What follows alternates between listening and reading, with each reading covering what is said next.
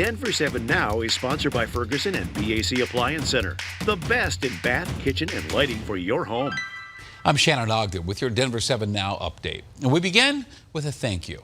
And not just to those who have served, but to those of you who showed your appreciation today. Because when we started calling people to help an Air Force veteran in need, the response we got was say no more. We are on it. Contact 7's Sean Toll has our story. It's not often you're willing to allow 15 total strangers into your home.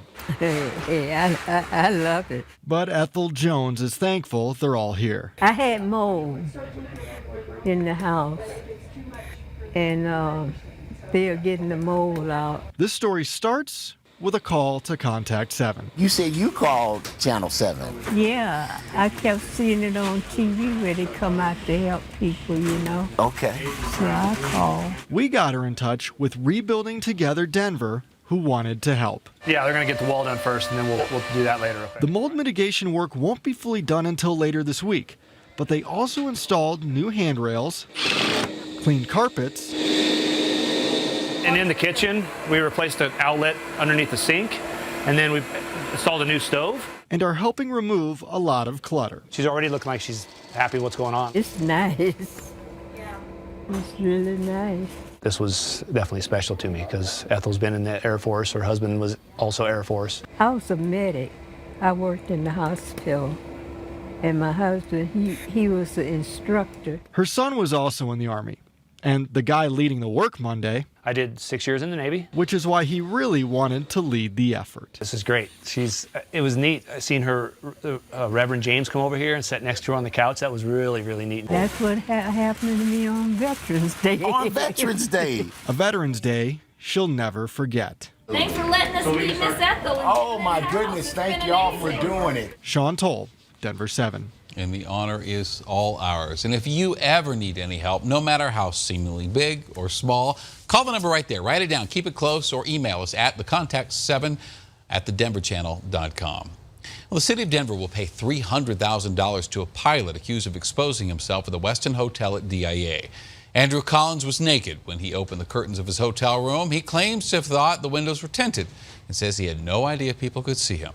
If we're staying downtown Manhattan and the hotel is 10 feet away and you can see clearly into somebody's room, then, you don't open your shades or, you don't walk around, with your underwear on or whatever it is, right? Just common sense things. But there was no reason to believe whatsoever that I didn't have full privacy in my room. Charges against Collins were thrown out earlier this year. Lakewood police are not identifying the man they shot and killed serving a warrant today. Officers say they were looking for a man with a history of violence when they cornered him at a home on South Harlan Street. He tried to crawl out the basement window, they say, only to be confronted by an officer in the backyard. Police say he had a gun in his hand. The officer told him to drop it. They say he did not. The officer fired, killing him. The officer was not hurt. Get back, get back, get back. Drop the gun, drop the gun! And Aurora police are releasing this video tonight of a shooting from last month. Officers were running to the sound of gunfire on East 14th when witnesses ran by screaming somebody had a gun. The officer sees him, shoots within seconds. That suspect is still in the hospital, is expected to survive. In the video, police also can be seen finding an AR-15 rifle at the scene. Just a horrifying experience for a teenage girl in Loveland. She says she was walking her little brother home from the library when a stranger tried to attack her. Denver 7's Ivan Rodriguez spoke with her today. Where's Sylvia's apron at? Since her children were born, Michelle Carrier has done everything in her power to keep them safe. But she could have never seen this coming. When I'm not there, when something like this happens, it pretty much destroys me because I wasn't there to protect them. Sunday afternoon, her daughter Sylvia walked down the street to Loveland Public Library with her siblings and aunt. It's a good place to go to hang out.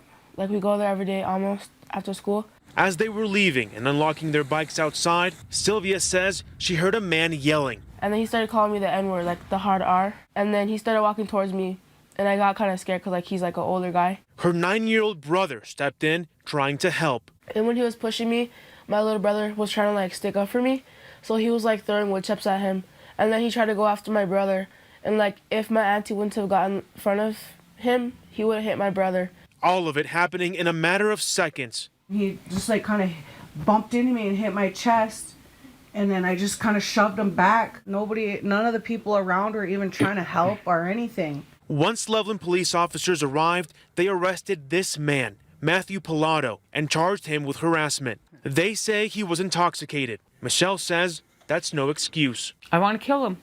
I want to kill him for putting his hands on my daughter and hurting her. The only thing I was thinking about was getting her some mace or something to help her protect herself and self-defense classes. At 14 years old, instead of letting her mind wander inside the library, her thoughts are locked in fear that she'll see the man again. And I'm just scared that if a time I'm by myself and I see him again. Ivan Rodriguez, Denver 7. Thank you for watching this Denver 7 Now update. Make sure to download the Denver 7 app for your smartphone. It gives you breaking news and alerts around the clock. I'm Shannon Ogden.